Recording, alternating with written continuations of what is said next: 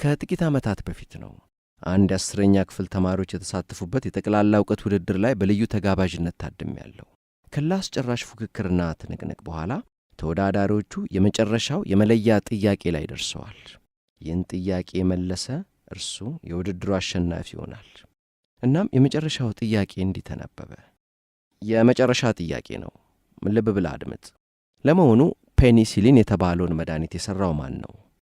ተጠያቂው ለአፍታ ያክል የማሰላሰያ ጊዜ ወስዶ ሲያበቃ አሌክስ ፍሌሚንግ ሲል መለሰ። በድምጸቱ ላይ እርግጠኝነት አይሰማበትም ነበር። ጠያቂው በትክክል ተመልሷል በሚል ምላሽ ድሉን አጸደቁለት። ታዳሚዎች ድሉን በጭብጨባ አደመቁት። በወቅቱ በቦታው የነበሩት የባዮሎጂ መምህር ስለ መድኃኒቱ አሰራር ጥቂት እንዲጨምሩበት ተጋበዙ። እናም እንዲህ አሉ። አዎ አሉ።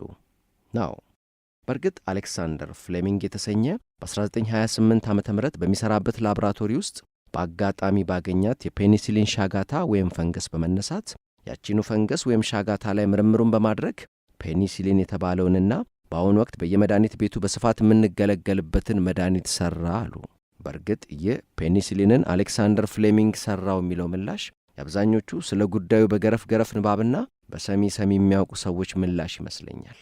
ነገር ግን ይህን ፔኒሲሊን የተባለ ሻጋታ ወይም ፈንገስ የማግኘትና ወደ መድኃኒት የመቀየር ሂደት እንዲያው በደፈናው እንዲያው በግርድፉ አሌክሳንደር ፍሌሚንግ ሠራው ተብሎ ዕውቅናውም ምስጋናውም ተሸክፎ በፍሌሚንግ ትከሻ ላይ ብቻ መጫኑ ሌሎች በወቅቱ በሂደቱ ላይ ከፍተኛ አስተዋጽኦ ያበረከቱ መሥዋዕትነት የከፈሉ የሕክምናውን ዓለም ባለውለታዎች ቦታም ዕውቅናም መንፈግ ይሆናል። በነገራችን ላይ ይሄ ፔኒሲሊንን አሌክሳንደር ፍሌሚንግ ሠራው የሚለውን ገለጻ እርሱ ራሱ አሌክሳንደር ፍሌሚንግ አይስማማበትም። በርግጥ የፔኒሲሊንን ሻጋታ ለመጀመሪያ ጊዜ በምርምር ላቦራቶሪ ውስጥ ያገኘው አሌክሳንደር ፍሌሚንግ ቢሆንም ይህን ሻጋታ መድኃኒት አድርጎ የማውጣት ሂደት ሌሎች የተጠቀሱና ያልተጠቀሱ፣ የተሸለሙና ያልተሸለሙ፣ የተነገሩና ያልተነገሩ፣ የታወሱና የተረሱ የበርካቶች ርብርብ፣ የብዙ ታሪካዊ ሁነቶች ውጤት፣ የብዙ ትስስሮች ግማጅ ነውና። ታዲያ አሌክሳንደር ፍሌሚንግ ፔኒሲሊንን ሠራ የሚል ቅንጭብ መረጃ ምንጩ ከየት ነው የሚል ጠያቂ ካለ መልሱ ይሄ ነው። ምንጩ አንድ ጦልጧል ላይ ታይም ጋዜጣ ዘጋቢ አዘጋገብ ስህተት ነው የምሉት። ነገሩ እንዲህ ነው። በወቅቱ በ1942 ፔኒሲሊን እውነትም እንደተባለው ተአምረኛ መድኃኒት የዓለም የሕክምና ሂደትን አቅጣጫ ሙሉ ለሙሉ የቀየረ መሆኑ ከታወቀ በኋላ ይህ ውጤት በወቅቱ ዝነኛ በነበረው ታይምስ ጋዜጣ ላይ ኦክስፎርድ ዩኒቨርሲቲ ተአምረኛውን መድኃኒት ፔኒሲሊንን ሠራ የሚል ዘገባ ይቀርብበታል። ይህንን ያየ የወቅቱ የአሌክሳንደር ፍሌሚንግ አለቃ ሰር አልምሮስ ራይት እንዴት ስም አትጠቅሱም? አሌክሳንደር ፍሌሚንግ ሲሆን የአበባ ጉንጉን የክብር አክሊል ሊሸለም ሲገባው ጭራሽ ስሙንም ሳትጠቅሱ ዘገባችሁት ብለው የጋዜጣውን ዘጋቢ ቆሌ ቢገፉ ጋዜጠኛው ለፍሌሚንግ ብቻ ቃለ መጠይቅ በማድረግ አሌክሳንደር ፍሌሚንግ ፔኒሲሊንን ሠራ የሚል ማስተካከያ የሚያስፈልገው የማስተካከያ ዘገባ ይዞ ወጣ። የለም በሂደቱ በርካቶች ተሳትፎበታልና መጠቀስ ያለበት ቡድኑ ነው የሚል ቅሬታ ከሌሎች የቡድኑ አባላት ቢቀርብም በሂደቱ ከፍተኛ አስተዋጽኦ ያበረከተው ፔኒሲሊንን የሠራው ቡድን መሪ ዶክተር ሃዋርድ ፍሎሪ ምክንያቱ በውል ባልታወቀ ምክንያት የለም ማስተካከያ አያስፈልግም፣ ማንም ሰው መጥቶ መግለጫ እንዳይሰጥ በሚል በማገዱ ይኸው አሁን ድረስ ፔኒሲሊንን አሌክሳንደር ፍሌሚንግ ሠራው የሚለው ስህተት በድግግሞሽ ይነገራል። ነገር ግን ስለ ጉዳዩ ግድ ብሎን ፍሌሚንጋዊ ትርክቶችን ገልጠን ከጀርባ እነማን ነበሩ ብለን ብንመረምር በርግጥ ፔኒሲሊን የተሰኘውን መድኃኒት የማግኘት የማየት ጅምሩ የአሌክሳንደር ፍሌሚንግ ቢሆንም ይህንን የፍሌሚንግን ግኝት ወደ መድኃኒትነት የመቀየሩ ሂደት የበርካቶችን ርብርብ የጠየቀ የበርካቶችን ቅንና ተስፈኛ ልብ ያሳተፈ እንደነበር እንረዳለን። በግለሰቦች የሙያ ስብጥር እንየው ቢባል ደግሞ በጥቂቱ ከባዮሎጂስቶች እስከ ኬሚስቶች፣ ከሐኪሞች እስከ ፊዚዮሎጂስቶች፣ ከማይኮሎጂስት እስከ ማይክሮባዮሎጂስት፣ ኢሚዩኖሎጂስት፣ ፓቶሎጂስትና ሌሎች በርካቶችን ያሳተፈ ርብርብ ነበር። ጉዳዩ በወቅቱ ከነበረው የዓለም ሁኔታ አንጻር ሲታሰብ ደግሞ የመጀመሪያው የዓለም ጦርነት የወታደሮች ቁስል ቀስቃሹ፣ የሁለተኛው የዓለም ጦርነት ደግሞ የውልደት ምጥ ማፋጠኛ ሆኖታል። በዚህ ሂደት ውስጥ እንግሊዝና አሜሪካ ቢጫውን ዱቄት ፔኒሲሊንን እንደ ስንቅ ተቀባብለውታል፣ እንደ ሽሮ ተሰፋፍረውታል። አሜሪካ የምድር ኃይሏ የባህርና የአየር ኃይሏ ቅንጅት የታየበት የዲዴ ዕቅዷ የኖርማንዲ ጥቃት ሲታሰብ ከዳቦና ከኮሾሮ እኩል ፔኒሲሊንን ለወታደሮቿ ስንቅ አድርጋው ነበር። የጦር ኃይሏ በማንሃተን ፕሮጀክት ከለላ የኒኩሌር ጦር መሳሪያ ሲፈለስፍ ፔኒሲሊንን በስፋት አምርቶ ለወታደራዊ አገልግሎት መዋል የሚለውን ዕቅድ የኒውክለር ቦምቡ ዕቅድ እህት ፕሮጀክት አድርጎት ነበር። ፈረንሳይና ኔዘርላንድ በፔኒሲሊን ጉዳይ ሂትለርን እንደ ጅል አሞኝተውታል። በግለሰብ ደረጃ ስም ይጠራ እንኳ ቢባል ፔኒሲሊን የበርካቶች ነው። በሂደቱ ተስፋ ያልቆረጡ፣ በውሳኔዎች ያልተከፉ፣ ደከመኝ ሰለቸኝ ያላሉ ከራሱ ከአሌክሳንደር ፍሌሚንግ አንስቶ የኖቤል ሽልማትን የተጋሩት የነ ፍሎሪ የነ ቼይን እንዲሁም የነ ኤድዋርድ የነ ትሑቱና ልበቅኑ ሂትሊ የታታሪዎቹ ሻጋታ አብቃዮቹ የስድስቱ ሴቶች የፔኒሲሊን ገድልስ የአሜሪካኖቹ የነ ሮበርት ኮሂል ኬኔስ ራፐር የነ አልበርት ኤልደር የባለ ሻጋታ ሰብሳቢዋ የሜሪ ሞልት እንባቸውን ያዋጡ ምራቃቸውን ያሰባሰቡ የሴንት ሜሪ ሆስፒታል ሠራተኞች ፖፖ የለገሱ መታጠቢያ ገንዳዎቻቸውን ያዋሱ ባልዲዎቻቸውን ያልሰሰቱ ጣሳዎቻቸውን ያቀበሉ የሴንት ሜሪ አካባቢ ነዋሪዎች ብቻ ምን አለፋችሁ ጉዳዩ የብዙዎች ርብርብ ውጤት ነው። አዎ ፔኒሲሊን በአጋጣሚ ተገኝቶ ለዓለም መድህን የሆነ አስደናቂ መድኃኒት ነው። አብራችሁን ቆዩ። በትውልድ ቅብብሎች መሃል ይስራውም አይስራውም ይወጣውም አይወጣውም ዘመን ግን የየራሱ የቤት ሥራዎች አሉት። በዘመናዊ ሕክምና ታሪክ 19ኛው ክፍለ ዘመን ምስጋና ለሉዊ ፓስተርና ሮበርት ኮች ይሁንና ካጠናቀቃቸው በርካታ የቤት ሥራዎቹ መካከል አንዱ የበሽታ ምንጭ ምንድን ነው ለሚለው ጥያቄ በማስረጃ የተደገፈ መልስ ማግኘቱ ነው። መልሱ የበሽታ ምንጭ በማያዝማ ቲዎሪ እንደተነገረው ቆሻሻ አየር ሳይሆን በእርግጥም የበሽታ ምክንያቱ በዓይን የማይታዩ ጥቃቅን ተዋሲያን ወይንም ጀርሞች ናቸው ይላል። እናም 19ኛው ክፍለ ዘመን ይህን ግንዛቤ አስጨብጦን ቦታውን ለ20ኛው ክፍለ ዘመን አስረክበው አለፈ። 20ኛው ክፍለ ዘመን በተራው የተቀበለው የቤት ሥራ ደግሞ ይህ ነው። በሽታ የሚመጣው በተዋሲያን ወይም ጀርሞች ከሆነ እኒህን ጀርሞች ለማጥፋት ወይም ለመግደል እንዴት ይቻላል ነው። እናም ደግሞ በጀርም ኢንፌክሽን ምክንያት የታመሙ ሰዎችን ማዳኛ መድኃኒቱ ምንድን ነው ይላል። በእርግጥ ዓለም ይህንን መልስ አጥብቃ ትፈልገዋለች። ለምን ቢባል በወቅቱ እንደ ታይፎይድ፣ ማጅራት ገትር፣ የሳምባ ምች፣ ቶንሲልና የቆዳ ኢንፌክሽን ያሉ በሽታዎችን ጨምሮ በተለያዩ አጋጣሚዎች ሰውነት ላይ በሚፈጠሩ ቁስሎች ምክንያት ዓለም ነዋሪዎቿ እንደ ዋዛ ይረግፉባት ነበርና በተለይ ከቁስል ጋር በተያያዘ የሚፈጠሩ ኢንፌክሽኖች እንደ አደጋና ወሊድ ያሉ በሰውነት ላይ ተለቅ ያለ ቁስል ከሚያስከትሉ ሁኔታዎች አንስቶ በመርፌ እንደመወጋት፣ በጽጌረዳ እሾህ እንደመቧጠጥ፣ በወረቀት ጠርዝ እንደመቀርደድ ያሉ ቀለል ያሉ ቁስሎች ራሳቸው እስከ ሞት ለሚያደርስ ኢንፌክሽን ያጋልጡ ነበር። በዚህ ላይ ጦርነቱም ምኑም ተደማምሮ እንደው በአማካይ ቢሰላ በአውሮፓውያኑ ዘንድ የሰው ልጅ አማካይ ዕድሜ ጣሪያ 40ዎቹን አይሻገርም ነበር። ስለዚህ በዋነኛነት ገዳይ የሆነውን ኢንፌክሽን ለማዳን ዓለም በየምርምር ማዕከሉ በየሕክምናና ላቦራቶሪ ተቋማቶቹ ባክቴሪያን የምትገድልበት መድኃኒት እያሰሰች ነበር። ከእነዚህ መሃል የእንግሊዙ ሴንት ሜሪ ሆስፒታል የምርምር ማዕከል አንዱ ነበር። እዚያ ውስጥ ደግሞ ማናለ ቢባል ወጣቱን አሌክሳንደር ፍሌሚንግን እናገኘዋለን። ጊዜው የአንደኛው የዓለም ጦርነት ወቅት ነበርና ፍሌሚንግ ለግዳጅ በወታደራዊ ተቋሙ ሜዲካል ላቦራቶሪ በቆየባቸው ቀደም ባሉት 4 ዓመታት የተጎዱ ወታደሮች በቁስሎቻቸው ኢንፌክሽን ምክንያት ሕይወታቸውን ሲያጡ ታዝበዋል። አንቲሴፕቲክ ማለትም እንደ አልኮል ያሉ በቆዳ ላይ ያሉ ባክቴሪያዎችን ለመግደል የምንጠቀምባቸውን ፈሳሽ ኬሚካሎች ልክ እንደ ኮሮና ወቅቱ ሳኒታይዘር መሆኑ ነው በወታደሮች ቁስሎች ውስጥ በማፍሰስ የቁስል ኢንፌክሽኖችን ለማከም ጥረት ቢደረግም ሕክምናው እንዲያውም የወታደሮቹን ሞት የሚያፋጥን ሆኖ ነበር። በኋላም ከአንደኛው የዓለም ጦርነት የጦር ሜዳ የሕክምና ግዳጅ ውሎ ወደ ሴንት ሜሪ ሲመለስ ለራሱ ይዞት የመጣው የቤት ሥራዊ ነው። የወታደሮችን የቁስል ኢንፌክሽን የምናክምበትን ባክቴሪያ ገዳይ መድኃኒት ማግኘት የሚል። ለመሆኑ ይህ የወገኖቹ ሞት የገደደው አሌክሳንደር ፍሌሚንግ ግን ማን ነው? ከስኮትላንዳዊ የድሃ ገበሬ ቤተሰብ የተገኘ በትምህርቱ እጅግ ጎበዝ፣ የትምህርት ቤት የክፍል ደረጃዎችን እንደ ሰኞ ማክሰኞ ጨዋታ ዘለል እያለ እያለፈ ከዕድሜው ቀድሞ ትምህርቱን ያጠናቀቀ፣ ወዲያው በእንግሊዝ ወታደራዊ ተቋም ውስጥ ያገለገለ፣ የአጎቱን ሞት ተከትሎ ከቤተሰቡ ያገኛትን የውርስ ጥሪት ቋጥሮ ወደ ሕክምና ትምህርት ያቀና ነው ፍሌሚንግ ማለት። ከተመረቀባቸው ተቋማት የወርቅ ሜዳሊያ ተሸላሚ፣ እጅግ ታታሪ፣ የማስታወስ ችሎታው በጓደኞቹ የሚደነቅለት፣ ንግግር ብዙም የማይሆንለት፣ ዝምተኛ፣ ቁጥብ፣ ምርምር ወዳጅ፣ ሰርቶ የማይደክመው፣ አዲስ ነገር ለመፍጠር የማይታክት ሰው ነበር ይሉታል ወጣቱን አሌክሳንደር ፍሌሚንግን። ታዲያ ግን ወጣቱ ፍሌሚንግ ብቻ አልነበረም። በሴንት ሜሪ የምርምር ማዕከል ጣሪያ ስር እርሱ ባለበት አያንተ ነገር፣ እርሱ በሌለበት ደግሞ አየ ፍሌሚንግ ነገር እየተባለ የሚታማበት፣ የሚጎሸምበት፣ የሚፎገርበት ባህሪ ያለችው። የጓደኞቹን አነጋገር በቀጥታ ልውሰድና አሌክሳንደር ፍሌሚንግ እንዲያው ጽድት ያለ ሥራ መሥራት አይሆንለትም ነበር ይሉታል።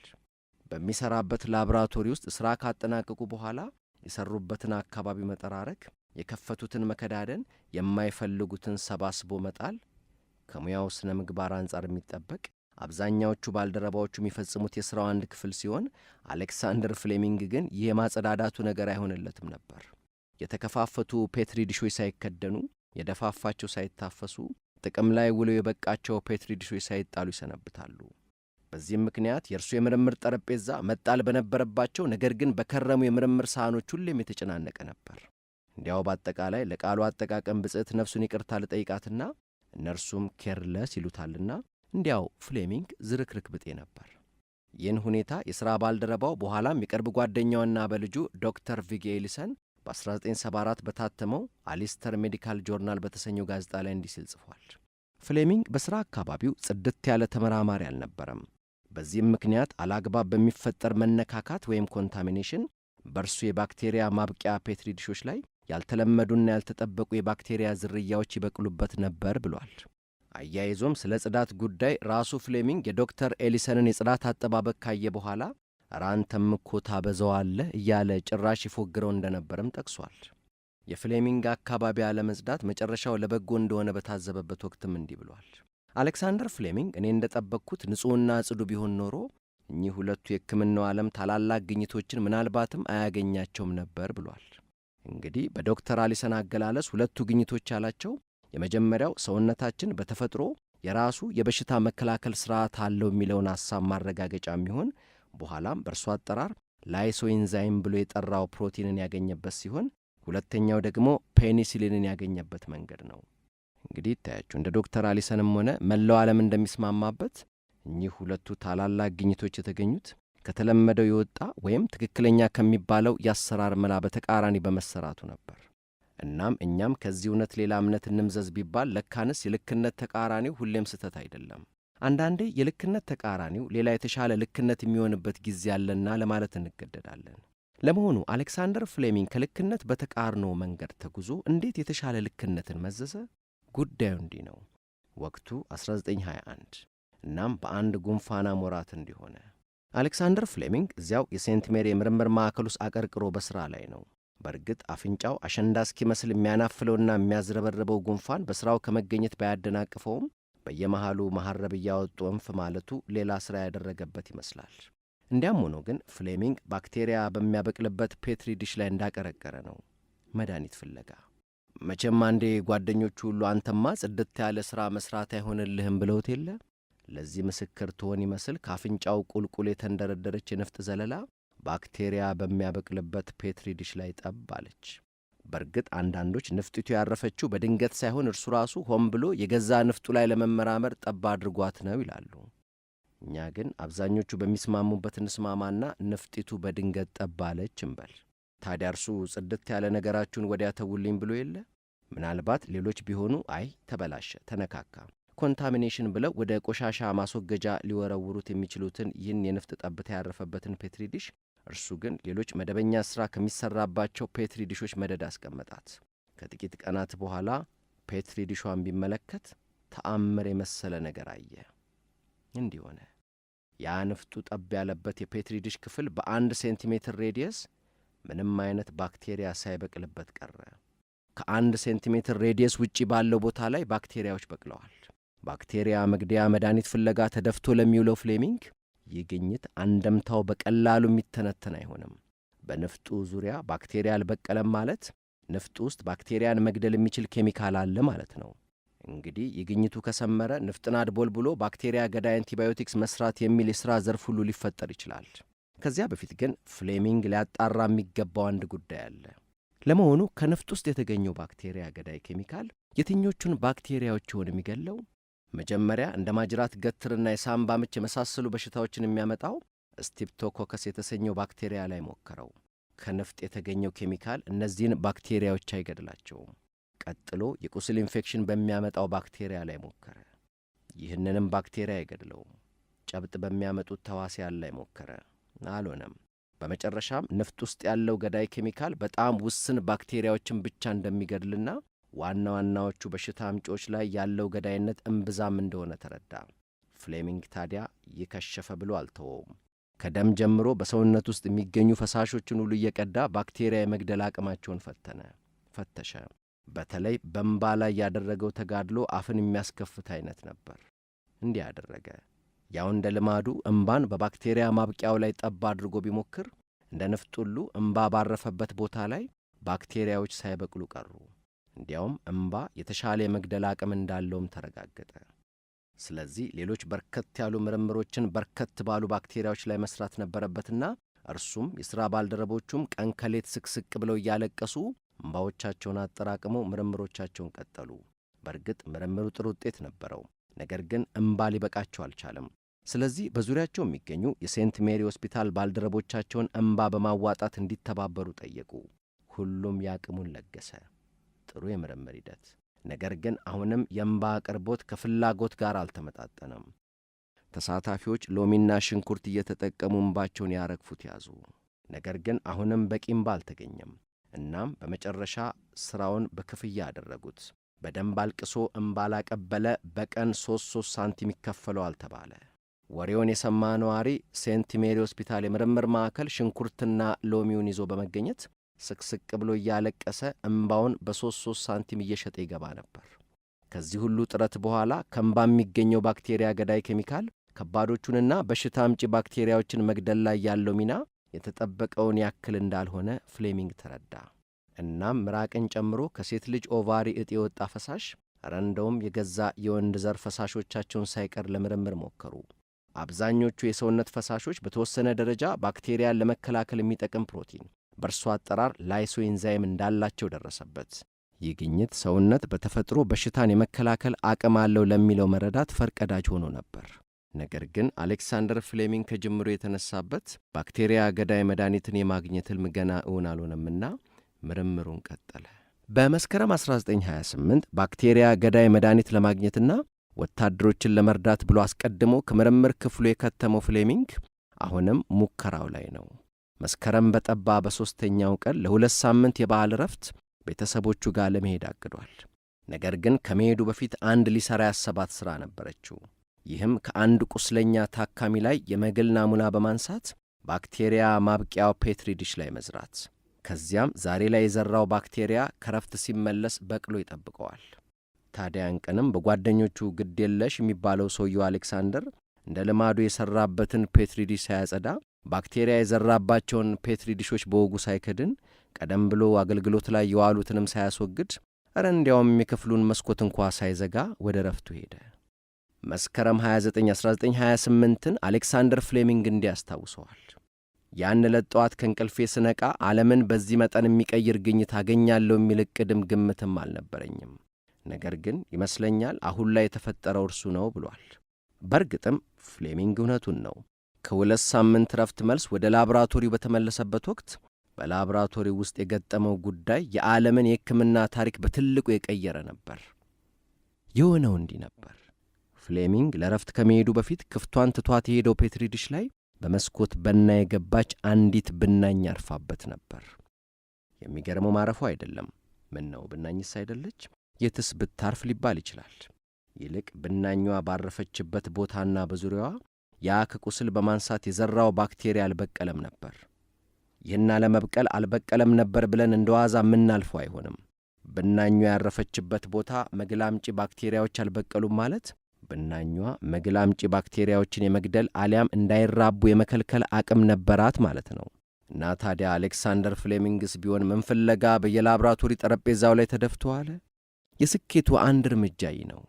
ይህ ግኝት ለአሌክሳንደር እልል በቅምጤው ነበር። ብናኝቱንም አስጠግቶ ተመለከታት። ሻጋታ ብጤ ናት። በኋላም የሻጋታዋ ስም ፔኒሲሊኖታተም የተባለ የፈንገስ አይነት እንደሆነ ተደርሶበታል። በወቅቱ ሻጋታዋ ባልዘጋው መስኮት ዘልቃ የገባችው ከመንደር ዳር ነው ተብሎ የነበረ ቢሆንም በኋላ ግን በ1960 እንደተዘገበው ይህቺ ፔኒሲሊኖታተም የተባለ ሻጋታ የመጣችው ከዚያው ከምርምር ሕንፃው ላይ ከሚገኘውና ከአሌክሳንደር ፍሌሚንግ ላቦራቶሪ በታች ከነበረው የሰር ላቶቼ ላቦራቶሪ ክፍል ነው ተብሏል። በወቅቱ እኚህ ተመራማሪ ፔኒሲሊኖታተም የተሰኘው የፈንገስ ወይም የሻጋታ አይነት የአስም በሽታ መንስኤ ነው የሚለው እሳቤ ላይ ጥናት ለማድረግ ወደ ላቦራቶሪው እንዳመጡ ተጠቅሷል። ወደ አሌክሳንደር ፍሌሚንግ እንመለስ። ምርምሩ ቀጥሏል። ሌሎች ተመሳሳይ ሻጋታዎችን በመሰብሰብ የግኝቱን እውነትነት ለማረጋገጥ ሞከረ። እውነትም ሻጋታዋ ባለችበት አካባቢ ባክቴሪያ ዝር የማይል ሆነ። በዚህም በዚህች ሻጋታ ማጅራት ገትር፣ የሳምባ ምች፣ የአባላዘር በሽታዎች፣ የቁስል ኢንፌክሽን የመሰሉ በሽታዎችን ማከም እንደሚቻል አረጋገጠ። ሐሙስ ማርች 7 1928 የዚህን ሻጋታ ስም ፔኒሲሊን ሲል ሰየመው። ስለዚህ ቀጣዩ እርምጃ ስለ ግኝቱ ለዓለም ማስተዋወቅ ነበርና ፍሌሚንግ ከሻጋታዎች የሚወጣው ቅመም ወይም በእርሱ አጠራር ፈንጋል ጁስ ባክቴሪያ ገዳይ ነው የሚል ይዘት ያለው ፕሮፖዛል አዘጋጅቶ ምርምሩን ለማስቀጠል እገዛ ሊያደርጉለት ወደሚችሉት ተቋማትና ኮንፈረንሶች አመራ።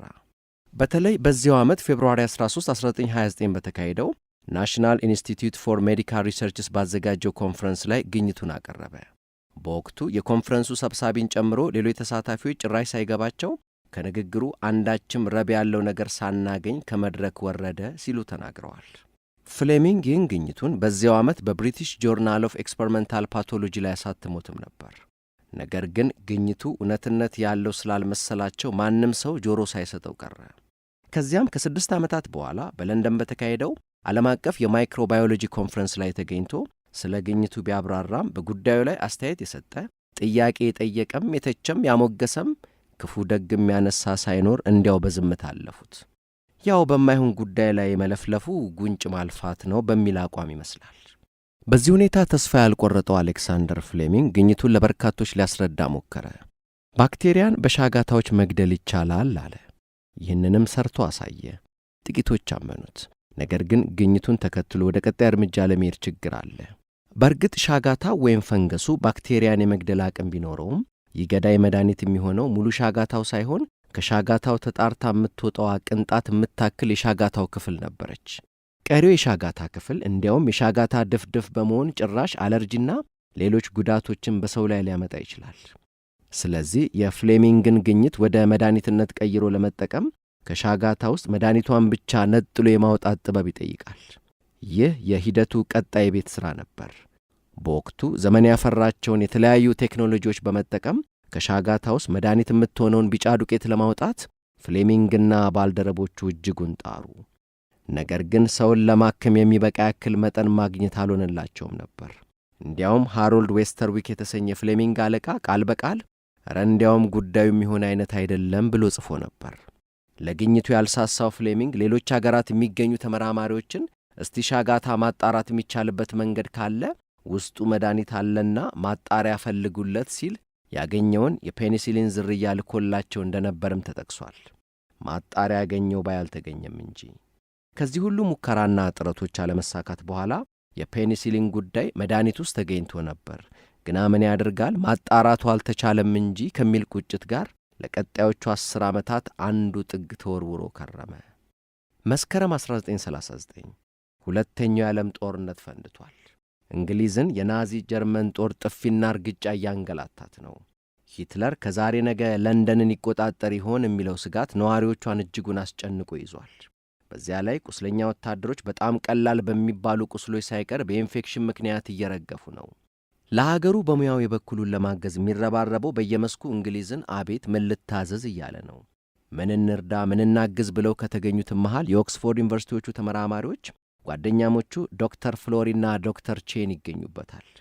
በተለይ ከሙያቸው አንጻር ሀገርን ለማገዝ በወሰኑበት ወቅት አስቀድመው መዛግብትን መበርበር ነበረባቸውና ፍለጋቸው ወስዶ የ10 ዓመታት አቧራ የተከመረበት የአሌክሳንደር ፍሌሚንግ ግኝት ላይ ጣላቸው። በእርግጥም ባክቴሪያ ገዳዩ መድኃኒት ተገኝቶ ነበር። መድኃኒቱን ከሻጋታዎች ጭኖች መሃል ፈልቅቆ ማዋለዱ ቢቸግር አልሆነም ተብሎ ተተው እንጂ ተፈላጊው መድኃኒትስ ተገኝቶ ነበር። ይህንን ያዩት ጓደኛሞች እንኳን የመድኃኒቱ ምንጭ የሆነው ሻጋታ ተገኘ እንጂ መድኃኒቱንስ በተባበረ ክንድ ፈልቅቆ ማውጣቱ አይገደንም በሚል ተስፋ የፍሌሚንግን ግኝት ለማስቀጠል የ10 ዓመት አቧራውን እፍ ብለው እንደ አዲስ ተነሱ። በወቅቱ ስለነበረው ሁኔታ ዶክተር ፍሎሪ እንዲህ ሲል ጽፏል።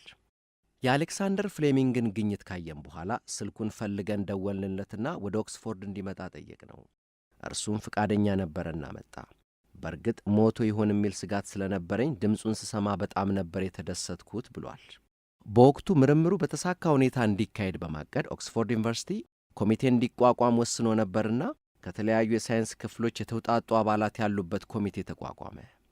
ይህ የኦክስፎርድ ዩኒቨርሲቲ የፔኒሲሊን ቡድን በመባል የሚታወቀው ስብስብ የግኝቱ መነሻ አሌክሳንደር ፍሌሚንግን ጨምሮ የሂደቱ መሪ አውስትራሊያ ፓቶሎጂስት ሃዋርድ ፍሎሪ፣ አርነስት ቼን፣ ኤድዋርድ አብርሃም፣ አርተር ዲ ጋርድነር፣ የልፋቱን ያክል እውቅና ያልተሰጠው ባዮኬሚስቱ ኖርማን ሄትሊ፣ ማርጋሬት ጄንስ፣ አርተር ጂ ሳንድለር እና ጄን ኤዊንግ ይገኙበታል።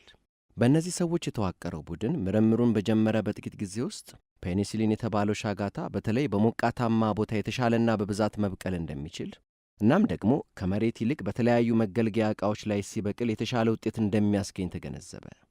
ከዚያም ምኑ ቅጡ በቤታቸው በጎረቤታቸው በኦክስፎርድ ዙሪያ ገባ የሚገኝ የወተት ማመላለሻ ባልዲው፣ ጣሳና መዘፍዘፊያው፣ ፖፖና የገላ መታጠቢያው ገንዳ ሳይቀር በምርምር ማዕከሉ በሚገኝ የፔኒሲሊን ሻጋታ ማብቂያ ውስጥ ተሰበሰበ። ኦክስፎርድ እልም ያለ ሻጋታ ማሳ ወጣው። ማዕከሉ ከአፍ እስከ ገደፍ በፖፖና በገላ መታጠቢያ ገንዳ ተሞላ። ሂደቱ ውጤታማና የተሳለጠ ይሆን ዘንድ ኋላ ላይ ፔኒሲሊን ገርልስ ተብለው የተጠሩ 6 ሴቶች በሳምንት 2 ፓውንድ እየተከፈላቸው በሻጋታ ማብቀሉ ሥራ ላይ ተሰለፉ። በተለይ እነዚህ ሴቶች ከተቀጠሩ በኋላ የፔኒሲሊን ሻጋታ አዝመራ በየፖፖና ገላ መታጠቢያ ገንዳው እንደ ጉድ ፈላ።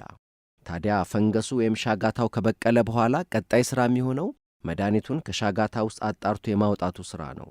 ይህም የሚከናወነው በባዮኬሚስቱ ኖርማን ሄትሊ ነበር። ይህ ሥራ ቀዝቀዝ ያለ የአየር ንብረት ስለሚያስፈልገው ሄትሊ፣ ክቡር ሄትሊ በረደኝ ቆረጠመኝ ሳይል በቀዝቃዛ ክፍል ውስጥ በመገኘት ከሻጋታው ድፍድፍ ውስጥ ቢጫውን የፔኒሲሊን መድኃኒት ዱቄት ያጣራ ነበር። መቼም የፔኒሲሊን ነገር ከምርቱ ግርዱ የሚበዛው አይነት ነበርና ያ ሁሉ የፔኒሲሊን ሻጋታ ቢመረትም ከውስጡ የተገኘው የአዳኙ መድኃኒት ዱቄት ግን የጣት ቁንጣሪ የምታክል ነበረች። ይህ በቁጥር ይቀመጥ ቢባል የፔኒሲሊን ድፍድፉ 1-2 ሚሊዮነኛ ብቻ ነበር የተጣራ መድኃኒት የሚወጣው። ቼንና ፍሎሪ ያገኟትን ቁንጣሪ የምታክል የፔኒሲሊን ዱቄት ይዘው ወደ ቀጣይ የመድኃኒት ሥራው ሄዱ። ቀጣዩ እርምጃ መድኃኒቱን በአይጦች ላይ መሞከር ነበር። አንዳንድ ጥናቶች ቀደም ብሎ በበርካታ አይጦች ላይና በጥቂት ሰዎች ላይ በደንብ ያልተጣራው የፔኒሲሊን ድፍድፍ ተሞክሮ ነበር የሚሉ ቢሆንም የሜይ 25 1940ውን ግን አብዛኞቹ ይስማሙበታል፣ ይጠቅሱታል፣ ያስታውሱታል። ሂደቱ እስከ ሌሊቱ 10 ሰዓት የዘለቀ የመድኃኒት ቅመማው ግዙፍ እርምጃ የምርምሩን ቀጣይነት የሚወስን ተሞክሮ ነበርና ለተመራማሪዎቹ ለቼንና ለሄትሊ መቼም የማይረሳ ቀን ነበር። በዚህ ዕለት እንዲህ ተደረገ። 8 አይጦች ተመርጠው እጅግ አደገኛና ገዳይ የሆነ ስትሪፕቶኮከስ የተሰኘ ባክቴሪያ ተወጉ። በመቀጠልም ከ8ቱ መሃል ለ4ቱ ያ የተጣራ የፔኒሲሊን ዱቄት ተሰጣቸው። እንግዲህ እንዳልነው ይሄ ሂደት የግለሰብን የሀገርን ብሎም የዓለምን መጻኢ ዕድል የሚወስን ቀጣይ መንገድ አመላካች ኮምፓስ ነውና በጭንቀት ተውጠው በአይጦቹ ላይ እንዳፈጠጡ እስከ ሌሊቱ 10 ሰዓት በላብራቶሪ ውስጥ ቆዩ። ይህን ዕለት ባዮኬሚስቱ ሄትሊ በማስታወሻው ላይ እንዲህ ሲል አስፍሮታል። ከጓደኞቼ ጋር እራት ከበላም በኋላ እኔ ወደ ላብራቶሪው ተመለስኩና ከፕሮፌሰር ጋር በመሆን ለሁለቱ አይጦች የመጨረሻውን የፔኒሲሊን ዶስ ሰጠናቸው። መድኃኒቱ ያልተሰጣቸው 4ቱ አይጦች እጅግ በጣም ታሞ የነበረ ቢሆንም ቀደም ብሎ የተሰጣቸው 2ቱ ግን በጣም በጥሩ ጤንነት ላይ ነበሩ። እዚያው ላብራቶሪ ውስጥ እስከ ሌሊቱ 9 ሰዓት ከ45 በቆየውበት ወቅት 4ቱም መድኃኒቱ ያልተሰጣቸው አይጦች ሞተው ነበር ሲል አስፍሯል። ሄትሊ የጻፈው ግን ይህንም ብቻ አልነበረም። አነስ ባለች እጅ ጽሑፍ በወቅቱ የነበረውን ጭንቀትም እንዲህ ሲል በማስታወሻው ላይ አስፍሯል። በወቅቱ በነበረው ጭንቀትና ጨለማ ምክንያት የውስጥ ሱሪዬን የፊቱን ወደ ኋላ አዙሬ መልበሴን ያየሁት እንኳ ቤቴ ከደረስኩ በኋላ ነው ሲል ጽፏል። ታዲያ ጠቅለል ስናድርገው አይጦቹ ላይ የታየው ይህ ነበር። ባክቴሪያውን ከተወጉት አይጦች መሃል መድኃኒቱን የተወጉት 4ቱ ሲያገግሙ፣ መድኃኒቱን ያላገኙት ግን እዚያው ሞቱ። እንግዲህ በአይጦቹ ላይ የተካሄደው ሙከራ ተስፋ ሰጪ እንደመሆኑ ቀጣዩ እርምጃ መድኃኒቱን በሰዎች ላይ መሞከር ነበር። በእርግጥ ከሁሉ በፊት ስሟ ያልተጠቀሰ አንዲት በሞት አፋፍ ላይ የነበረ የሴት ላይ ፔኒሲሊን ተሞክሮ ነበር የሚሉ አንዳንድ ሰዎች ቢኖሩም የፔኒሲሊንን የሰው ላይ ሙከራ ግን በተመለከተ ከምንም በላይ የ43 ዓመቱ አልበርት አሌክሳንደር ላይ የተደረገው ሙከራ በአብዛኞቹ ይጠቀሳል። አልበርት በዴሴምበር 1940 በአንድ የተረገመ ቀን አትክልት በመቁረጥ ላይ ሳለ የጽጌረዳ አበባ ሾህ ጉንጩን ቧጠጥ አደረገው። ያው የጽጌረዳ ሾህ ነውና ጉዳቱ ለክፉ አይሰጥም በሚል ጠረግ አድርጎ ወደ ሥራው ተመልሷል። ነገር ግን የጽጌረዳ እሾሁ ቡጭሪያ መዘዝ ቀላል አልነበረም። በቀናት ውስጥ ቁስሉ መስፋትና መምገል ያዘ። ወደ ሆስፒታል ቢሄድም ያው ጉዳዩ ኢንፌክሽን ነበርና ምንም ሊያደርጉለት አልቻሉም ነበር። በጥቂት ቀናት ውስጥ ሙሉ መግሉና ቁስሉ ጭራሽ ወደ መንጋጋውና ወደ ዓይኖቹ ባስ ሲልም ወደ ትከሻውና ወደ ሳምባው በከፍተኛ ሁኔታ ተዛመተ። ትኩሳትና ሕመም ለቀቀበት። በሂደትም በከባዱ ኢንፌክሽን ምክንያት የቀኝ ዓይኑ ጭራሹኑ ተጠርጎ እስከ መውጣት ደረሰ። እስቲ ለምናልባቱ አዲሱን መድኃኒትን ሞክርብህ ተባለ። አልበርት ተስማማ። ፔኒሲሊን ገርልስ ያመረቱት በርካታ ሊትር የፔኒሲሊን ሻጋታ ተሰብስቦ ጥቂት የፔኒሲሊን ዱቄት ወጣውና ለአልበርት ሕክምና ተዘጋጀ።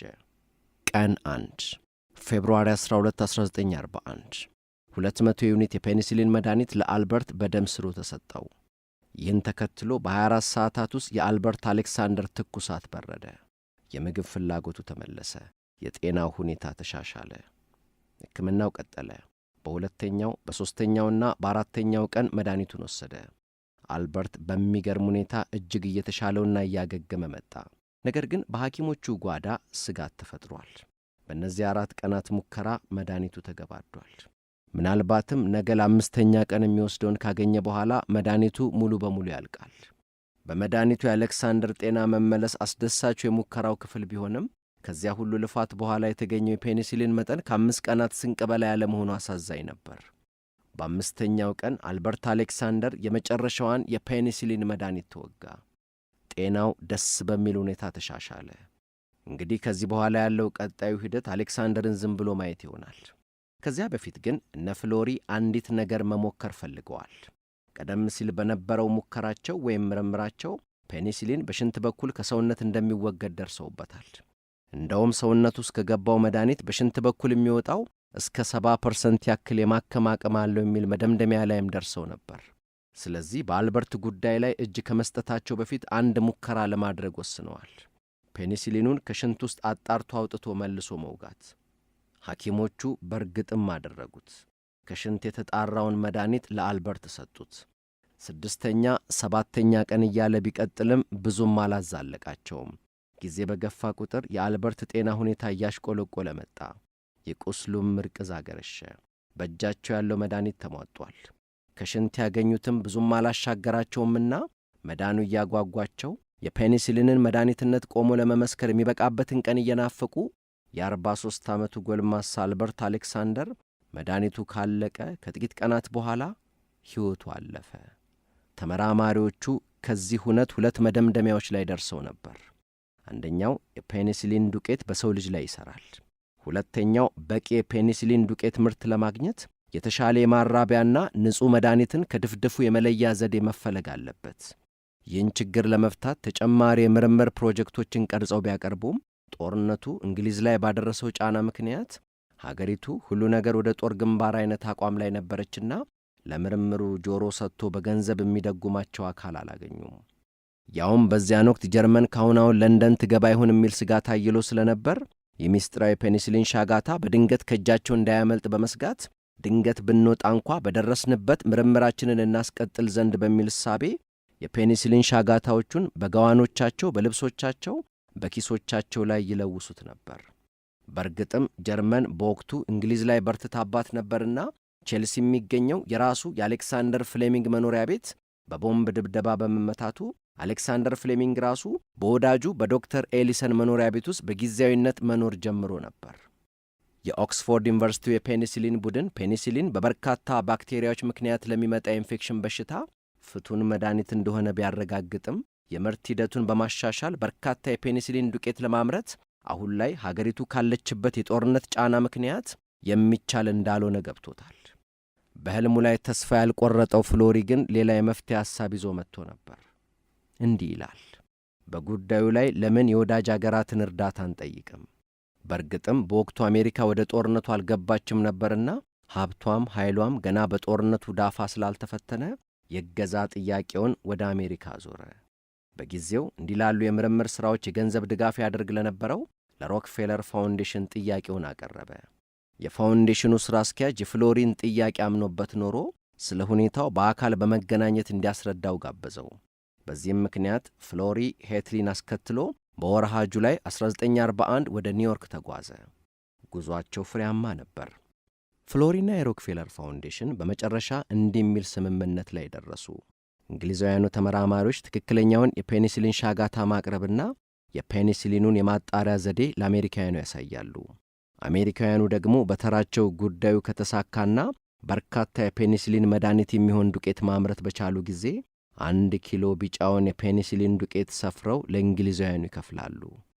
ይህ በፍሎሪና በሮክፌለር ፋውንዴሽን መሃል የጸና ውል ነበር። እንግዲህ ቀጣዩ እርምጃ የሚሆነው ወደ ምርቱ ሂደት መግባት ነውና እነ ፍሎሪ ወደ አሜሪካ በተጓዙ በሳምንታቸው ለምርምሩ አመቺ ነው ወደ ተባለለት ወደ ገጠራማው ፓዮሪያ ወደሚገኘው ወደ ኖርዝ ሪጂናል ሪሰርች ላቦራቶሪ ተጓዙ። እዚያም ሲደርሱ የማዕከሉ የማብለያ ክፍል ኃላፊ ዶክተር ሮበርት ኮኪል እጆቹን ዘርግቶ ተቀበላቸው። እንግዲህ ከዚህ ወዲያ ምን ይጠየቃል? ሄትሊ ስለ ሂደቱ ለአሜሪካኖቹ ሊያስተምርና እዚያው አብሮ ሊሠራ ሲቀር፣ ፍሎሪ ደግሞ ወደ ሌላ የአገሪቱ ክፍል በመንቀሳቀስ የመድኃኒት ፋብሪካዎችን በሥራው ላይ እንዲሳተፉ ጥሪ ሊያደርግ ተጓዘ። ዕለተ እሁድ ዴሴምበር 7 1941 እነ ፍሎሪ ወደ አሜሪካ ከመጡ ገና 4 ወራቸው ሳለ ፔኒሲሊንን መድኃኒት የማድረጉ ጥረት በወጉ ሳይጠና ልክ ከንጋቱ 1 ሰዓት ከ55 ላይ ጃፓን በአሜሪካ ፐርል ሃርበር ላይ ያልታሰበ የአየር ጥቃት በማድረስ ከ2000 በላይ አሜሪካውያንን ፈጀች። ይህን ተከትሎ ፕሬዝደንት ሩዝቬልት ጃፓን ላይ ያጸፋ ጥቃት በማዘዝ አሜሪካ ሁለተኛውን የዓለም ጦርነት ተቀላቀለች። እንግዲህ እነ ፍሎሪ ጦርነት ውስጥ አልገባችምና በሙሉ አቅሟ ትረዳናለች አሏት አሜሪካ። እነሆ በጃፓን ትንኮሳ ሳቢያ ጦርነት ውስጥ ገባች። ይህ ለእንግሊዛውያኑ ተመራማሪዎች መርዶ ቢሆንም ብዙዎቹ ጠበብቶች ጉዳዩን ወደ ለበጎ ነው ብሂል ቀየሩት። ወትሮስ ቢሆን አሉ፣ ወትሮስ ቢሆን ፔኒሲሊን በዋነኛነት በጦርነቱ ቆስለው በኢንፌክሽን ለሚሞቱት ወታደሮች ሕይወት ማትረፊያ አይደለምን? እንዲያውም አሜሪካ ፔኒሲሊንን ከምንም ጊዜ በላይ አሁን ትፈልገዋለች አሉ። በነገራችን ላይ በአንደኛው የዓለም ጦርነት ከ10 ሚሊዮን በላይ ወታደሮች ሲሞቱ ከግማሽ በላይ የሚሆኑት የሞታቸው ምክንያት ኢንፌክሽን እንደነበር ተጠቅሷል። ከነዚህም መሃል 18% የሞታቸው ምክንያት የሳምባ ምች ነበር። እውነትም በወቅቱ ቁስለኛ ወታደሮችን የማከሚያ መድኃኒት መያዝ ማለት መድፍና ፈንጂ፣ ጥይትና የመርዝ ጋዝ ከመታጠቅ ያልተናነሰ ጠቀሜታ ነበረው። እናም አሜሪካ የጃፓን ጥቃት በደረሰባት በ10ኛ ቀኗ የፔኒሲሊንን ጉዳይ ነገሬ ብላ ባያሌው ተያያዘችው። በሂደቱም ሄትሊ ከኦክስፎርድ ይዞ የመጣውን የፔኒሲሊንን ሻጋታ በፖፖና በጣሳ የማብቀልን ዘዴ በመተው የተሻለ ማምረቻና ማጣሪያ ዘዴዎችን አሜሪካውያኑ ፈለሰፉ። ይህም ፔኒሲሊንን በእንግሊዛውያኑ ከሚመረትበት በ10 እጥፍ ጨመረው። ይህም በሂደቱ ላይ ትልቅ እመርታ ነበር። የፔኒሲሊንን ምርት ከመጨመር አንጻር በአሜሪካውያኑ ተመራማሪዎች ከተሰሩ ሥራዎች መሃል ሌላውና በጉልህ የሚጠቀሰው የተሻለ የመራባት ባሕሪ ያለውን የፔኒሲሊን ሻጋታ ዝርያ ከዓለም ዙሪያ ለማሰባሰብ መሞከራቸው ነው። በተለይ የምርምር ጣቢያው ዳይሬክተር ባስተላለፈው ትዕዛዝ መሠረት በርካታ የፔኒሲሊን ዝርያዎች ከነ መብቂያ አፈሮቻቸው ከመላው ዓለም ተሰባስበው ወደ ማዕከሉ ተልከው ነበር። በአሜሪካ የሚገኙ የመድኃኒት ፋብሪካዎች በመጀመሪያ ፔኒሲሊንን በስፋት በማምረት ሂደት ውስጥ ተሳታፊ ለመሆን እምብዛም ፈቃደኛ አልነበሩም። በተለይ ከተማ የሚሸፍን የፔኒሲሊን ሻጋታ ምርት ከተመረተ በኋላ ከውስጡ የሚወጣው መድኃኒት መጠን እፍኝ የማይሞላ ነው የመባሉ ዜና በጉዳዩ ላይ አቅምና ገንዘብን ላለማባከን ምክንያት ሆኗቸው ነበር። ነገር ግን አሜሪካና የህብረቱ ኃይሎች ጦርነቱን ለማሸነፍ በወጠኗቸው አደገኛና ታላቅ ተልእኮች ውስጥ የፔኒሲሊን መኖር እጅጉን ጠቃሚያቸው እንደሆነ በግልጽ ተመልክተው ነበርና ለመድኃኒት አምራች ፋብሪካዎችም ሆነ ለግለሰቦች ፔኒሲሊንን በስፋትና ምርት የሚለውን ጥያቄ ያቀረቡት እንደ ቢዝነስ ሐሳብ በትርፍ እያቁለጨለጩ ሳይሆን እንደ ሀገራዊ ግዴታ በሀገራዊ የአርበኝነት መንፈስ እያስነሸጧቸው ነበር። እንዲያውም በወቅቱ የአሜሪካ አየር ኃይል ኃላፊ የነበረው አልበርት ኢልደር ለመድኃኒት ፋብሪካዎች እንዲህ የሚል ማሳሰቢያ ልኮላቸው ነበር። ውድ ወገኖቼ፣ የመድኃኒት ምርቱን ለማፋጠን ለሠራተኞቻችሁ የመድኃኒቱን እጅግ አስፈላጊነት እንድታስገነዝቡ እንጠይቃለን። አሁን መድኃኒቱ በጦርነቱ ላይ ስላለው ወሳኝ ሚና ዛሬ የሚያመርቱት መድኃኒት በጥቂት ቀናት ውስጥ ወደ ግንባር ሄዶ የአንድ ሀገር ወዳድ ወታደርን ሕይወት እንደሚያተርፍ ንገሯቸው። እናም ደግሞ በፋብሪካዎች ግድግዳዎችና አጥሮች ላይ ይህን እውነት በመለጠፍ በፋብሪካ ውስጥ ከከፍተኛ እስከ ዝቅተኛ የአገልግሎት ደረጃ ላይ ያሉ ሠራተኞች ስለ ሥራው በወኔ እንዲነሱ ጥረት አድርጉ። በእያንዳንዱ ሠራተኛ የደሞዝ መክፊያ ኤንቨሎፕ ላይም ይህንን ማስፈር እንዳትረሱ ሲል ጽፏል። በፓዮሪያ የሚገኘው የምርምር ማዕከል በበኩሉ ከመላው ዓለም ከተሰባሰቡ ከ100,000 በላይ የፈንገስ ዝርያዎች መሃል የተሻለ የፔኒሲሊን ምርት ሊያስገኝ የሚችለው የትኛው ነው በሚል ምርምር ቀን ከሌት እየተጋ ይገኛል። ይህ በእንዲህ እንዳለ በአንዴ በርካታ የፔኒሲሊን ዱቄት ሊያወጣ የሚችል ዝርያ ከመላው ዓለም የማሰባሰባቸውን ያክል እዚያው ፓዮሪያ የሚገኘውን ማንኛውንም ሻጋታ ደግሞ በየቦታው በሚገኙ የሥራ አጋሮቻቸው ያስለቅሙ ነበር። ከነዚህም ሻጋታ ከከተማ ውስጥ ከየመንደሩ ከየገበያ ስፍራው ከየዳቦ መጋገሪያው እየሰበሰቡ ከሚያመጡ ትጉ ሠራተኞች መሃል አንዷ ሜሪ ሃንት ነበረች። ሜሪ ታዲያ በየበሩ እየዞረች የሻገቱ አትክልትና ፍራፍሬዎችን ስትለቅም ሻጋታ ስትሰበስብና እስኪማትፈልጉት ሻጋታ ነገር ካላችሁ እያለች የከተማዋን ፈንገስ ስትቃረም ያዩ ተመልካቾች እንዲያው ምን ሊረባት ነው የሚል ግርምት ውስጥ መግባታቸው አልቀረም። እንዲያውም የጽዳት ቁጥጥር አካል እየመሰለቻቸው ኧረ እኛ ቤት ምንም ሻጋታ የለም እያሉ ፊት የነሷትም ነጋዴዎች ነበሩ። ለሜሪ ግን ጉዳዩ ታላቅ ሀገራዊ ተልእኮ ነበርና መልሷ ዝምታ ነበር። ታዲያ የሻጋታ ስብሰባዋን በመገረም ሲያዩ የነበሩ የፓዮሪያ ነዋሪዎች ለሜሪ ሞልዲ ሜሪ፣ ሻጋታዋ ሜሪ የሚል ቅጽል ስም አውጥተውላት ነበር። ታዲያ ከዕለታት በአንዱ የተባረከ ቀን እንዲሆነ ሜሪ ሆዬ እንደለመደችው የወደቀ ሻጋታዋን በመሰብሰብ ላይ ሳለች መልካም ዕድል እግሯን ከአንድ የፍራፍሬ መሸጫ ቢያደርሰው እንደ ልማዷ ከደናዎቹ መሃል ትንሽ ወየብ ያለውን አንዱን ካንቴሎፕ የተሰኘ ፍራፍሬ አይነት ታነሳለች። አንዳች የሚያምር ወርቃማ መልክ ያለው ሻጋታ ከወደ እምብርቱ በኩል ታይበትና አፈፍ አድርጋ ወደ ማዕከሉ ይዛው ትሄዳለች። ፈልጌ ያን ሰሞን ያጣኋት እንዳለው ዘፋኙ ይሄ ሜሪ ያመጣችው ፈንገስ ከመላው ዓለም ከተሰባሰበው የሻጋታ ምርት በብዙ እጥፍ የሚበልጥ ወጣው። እንዲያውም እነ ፍሎሪ ከእንግሊዝ ካመጡት ሻጋታ ከ200 እጥፍ በላይ የፔኒሲሊን ዱቄት ማምረት የቻለ የሻጋታ አይነት ሆነ። በወቅቱ ስለነበረው ሁኔታ ራሷ ባለ ሻጋታዋ ሜሪ በ1962 በታተመው ፓዮሪያ ጆርናል ላይ የሚከተለውን ጽፋለች። በእርግጥ ያንን የቴክሳስ ካንቴሎፕ ያገኘውበትን ጊዜ አስታውሰዋለሁ። ካንቴሎፑ ከላይ ሲታይ ጥሩ የነበረ ቢሆንም ወደ እምብርቱ አካባቢ ሻጋታ ነበረው። ታዲያ ያን ዕለት ካመጣሁት በኋላ የሻገተውን ክፍል ቆርጬ ለላብራቶሪ ያዘጋጀሁትና የቀረውን የካንቴሎፕ ክፍል ቆራርጬ በወቅቱ ላብራቶሪ ውስጥ በሥራ ላይ ለነበሩ ባልደረቦች ያከፋፈልኳቸው። ሁሉም ታዲያ ፍሬው እጅግ በጣም ጣፋጭ እንደሆነ እያዳነቁ ነበር የተመገቡት። ታዲያ ከቀናት በኋላ P72 በሚል ኮድ የተመዘገበው የኔ ካንቴሎፕ ላይ የተገኘው ሻጋታ ከሌሎቹ የተሻለ የፔኒሲሊን ምርት አሳየ ስትል ጽፋለች። ታዲያ ባለሻጋታዋ ሜሪ ለዚህ ውለታዋ በ1948 ዓመተ ምህረት አንድ አሜሪካዊ ሰዓሊ ቢጫ ቀለም አልብሶ ጸጉሯን በቢጫ ሄር ባንድ አስጊጦ በአንድ እጇ መጽሐፍ በአንድ እጇ ካንቴሎፕ አስይዞ ስሏታል። እርግጥ ይህን የሜሪ ታሪክ ሁሉም አይስማማበትም። እንዲያውም በወቅቱ የምርምር ማዕከሉ ኃላፊ የነበረው ዶክተር ሮበርት ኮኪል ካንቴሎፖቹን ያመጣችው ሜሪ ሳትሆን አንዲት ያልታወቀች ሴት ናት፣ ካንቴሎፖቹን አምጥታ ማንነቷን ሳትናገር ለዘበኛው ሰጥታው ሄደች ሲል ጽፏል። እንግዲህ እርሷው የጥበብ አምላክ ልፋታቸውን አይታ በሴት ተመስላ አምጥታ ሰጥታ ካልሆነ በቀር በወቅቱ ከሁኔታው ምስጢራዊነት አንጻር አንዲት የማትታወቅ ሴት አምጥታ አቀበለች የሚለው ሐሳብ ብዙም ተቀባይነት የሚያገኝ አይመስልም። ዶክተር ሮበርት ይህንን አስመልክቶ በጋዜጠኞች በተጠየቀበት ወቅት እንዲህ አለ። ያመጣችው ሜሪ ሳትሆን አንዲት ተላላኪ ሴት ናት። ነገር ግን ስለ ፔኒሲሊን ጉዳይ በርካታ የሚወራ ነገር ስላለን ስለ ሜሪ ሃንት በማውራት ጊዜ ማጥፋት አይጠበቅብንም የሚል ምላሽ ሰጥቶ አልፏል። ይህንን ለሜሪ ዕውቅና የመንፈግ ዝንባሌ በወቅቱ የነበረው የሴቶች ጭቆና ጋር ያያያዙት በርካቶች ናቸው። የሆነ ሆኖ የሻጋታ አይነት ከመላው ዓለም ሲታሰስ ከርሞ እዚያው አፍንጫቸው ስር ፓዮሪያ ተገኘ። ከፍለጋው ጎን ለጎን የነበረው የሥራ ሂደት ደግሞ የተገኘው ዝርያ በሰዎች ላይ ያለውን የማዳን መጠን መገምገም ነበር። እንግዲህ እዚህ ጋ ነው አን ሚለርን የምናገኛት። አን በወረሃ ማርች 1942 ባጋጠማት ውርጃ ምክንያት በኒው ሄቨን ሆስፒታል አልጋ ይዛ ነበር። ከጉዳዩ ጋር በተያያዘ ኢንፌክሽን በመፈጠሩ በሞትና በሕይወት መሃል ሆና የሰውነቷ ሙቀት ከ41 ዲግሪ ሴልሺየስ በላይ ሆኖ አቅሏን ስታ ራሷን አጥታ በወቅቱ ሐኪሞች በእጆቻቸው ያሉ መድኃኒቶችን ሁሉ ተጠቅመው አይ የእርሷስ ነገር ዋጋም የለው ብለው የተዋት የሞት ቀኗን በመጠባበቅ ላይ የነበረች ሴት ነበረች። ስለዚህ ቢሆንም ባይሆንም ተብሎ የተገኘው ፔኒሲሊን እንዲሞከርባት ጥያቄ ቀረበ። ወትሮም ጉዞዋ ወደ ሞት ነበርና ተቃውሞ አልገጠማቸውም። በነገራችን ላይ ከአን ሚለር አስቀድሞ እጅግ ጥቂት ሙከራዎች በአይጦችና በሰዎች ላይ ተሞክሮ የነበረ ቢሆንም ውጤቱ ያን ያክልም የሚያረካ አልነበረም ይባላል። እናም ለአን የመጀመሪያው የሙከራ መድኃኒት ተሰጣት። በማግስቱ በኒው ሄቨን ሆስፒታል ተአምር የመሰለ ፈውስ ታየ። ዶክተሮቹ ወደ ሆስፒታል ሊጎበኙ ሲመጡ አንሆዬ ከተጋደመችበት ቀና ብላ አእምሮዋ ቀልቡን ገዝቶ ትኩሳቷ በርዶ ለቀናት ጠፍቶ የነበረው የምግብ ፍላጎቷ ተመልሶና ከምግብ ታርቃ አገኟት።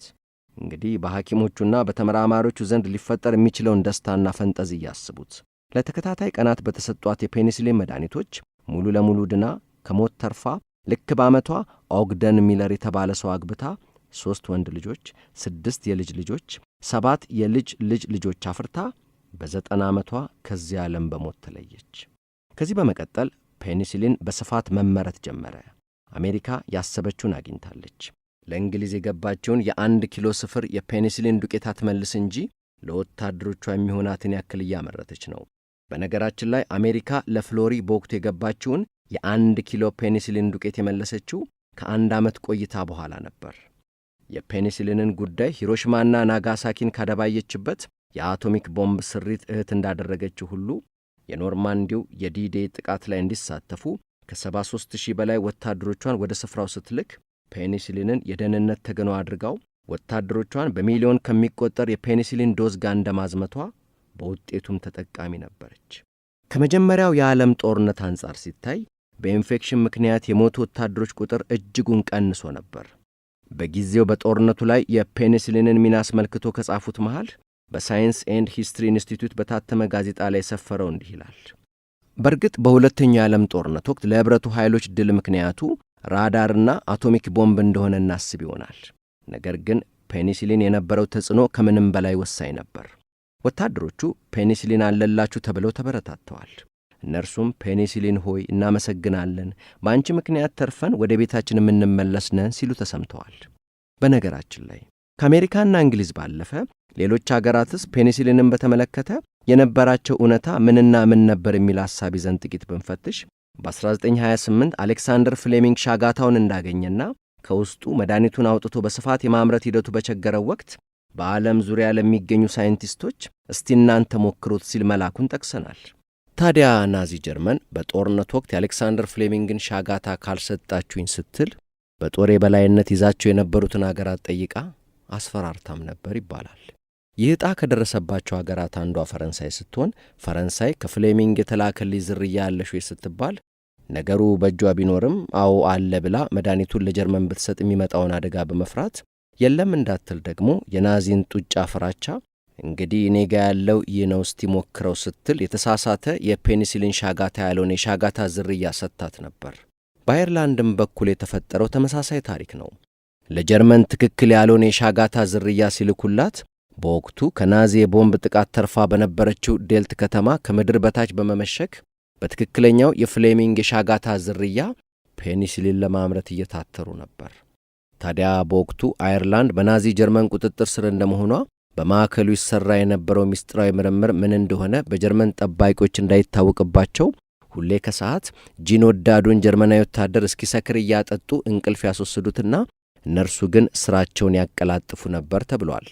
ታዲያ ጀርመኖዬ ከተለያዩ አገራት ላኩልኝ ስጡኝ ያለችው የፔኒሲሊን ልመና ባይሳካላትም በጦርነት ወቅት በአጋጣሚ ያገኘችውን ፔኒሲሊን ለመጀመሪያ ጊዜ የተጠቀመው ራሱ ሂትለር በገዛ ወታደሩ በተቃጣበት የግድያ ሙከራ በቆሰለበት ወቅት ነው ይባላል። ያቺ በናዚ እጅ የገባችው ፔኒሲሊን ምንጯ ባይታወቅም በወቅቱ ገለልተኛ ነን ሲሉ ከነበሩ አገራት አሊያም ተመትቶ ከወደቀ አውሮፕላን ፓይለት የተገኘ ነው የሚሉ መላምቶች ይቀመጣሉ። መስከረም 1942 አሜሪካ ምርቷን የማበራከት ሥራ ላይ ነች። ባለሻጋታዋ ሜሪ ያገኘችውን የሻጋታ ዝርያ ይበልጥ ምርታማ ለማድረግ በጨረራ የዘረመል ለውጥ በማካሄድ የፔኒሲሊንን ምርት ከ1000 እጥፍ በላይ ማድረስ ተቻለ። የሻጋታውን ማብቂያና ማጣሪያ ሂደትም ይበልጥ በማዘመን ብዙ ማምረት የሚል ግቧን በአጭር ጊዜ አሳክታው ነበር። በ1944 ወደ 1.663 ቢሊዮን ዩኒት የነበረው ምርት ከዓመት በኋላ እስከ 6.8 ትሪሊዮን ዩኒት አድጎ ነበር። ያም ሆኖ ግን አሜሪካ ፔኒሲሊንን ለወታደሮቿ ብቻ የመጠቀም አቋሟ ላይ ለረጅም ጊዜ ጸንታ ቆይታ ነበር። መድኃኒቱ በጥቂቱ ከወታደሮች እየተረፈ በመጣበት ወቅትም ለሌሎች ሲቪል ታካሚዎች ለመስጠት በወቅቱ የምርምር ማዕከሉ ኃላፊ የነበሩት ዶክተር ቸስተር መፍቀድ ነበረባቸው።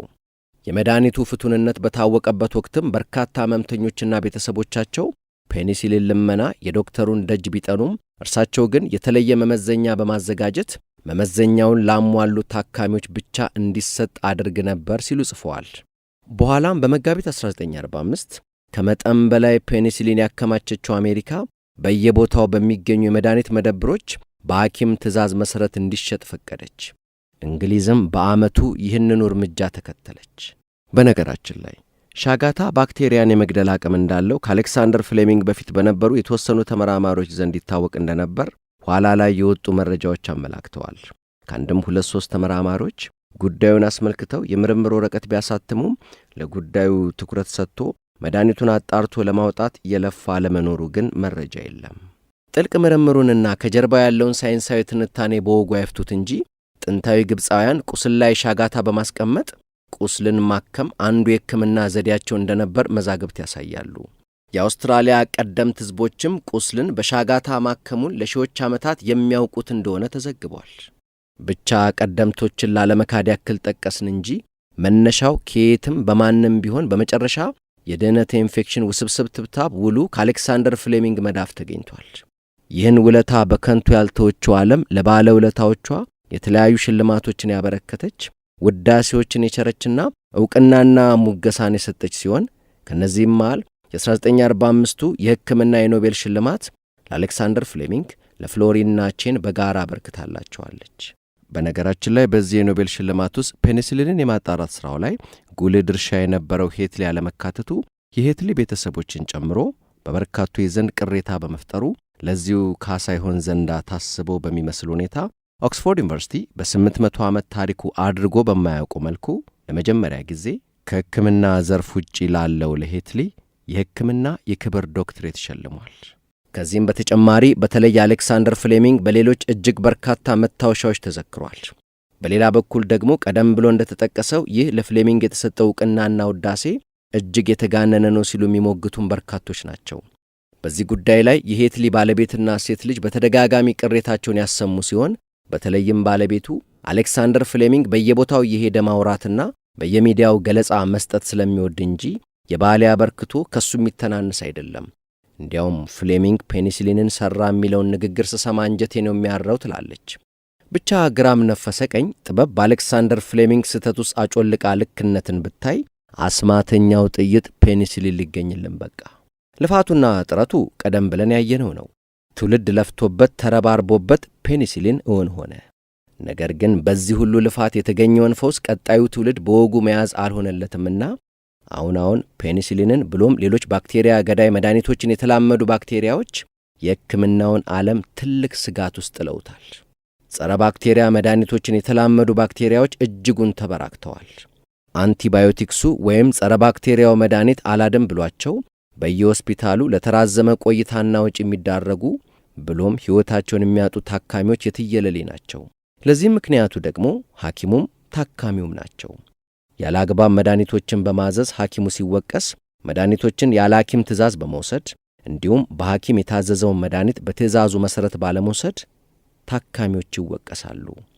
የቀደመው ትውልድ ስህተት በመሰለ ልክነት መሃል መድኃኒት ሲያገኝ፣ ይህ ትውልድ የተበረከተለትን ልክነት እያሳሳተ መድኃኒት ሲያመክን ያሳዝናል።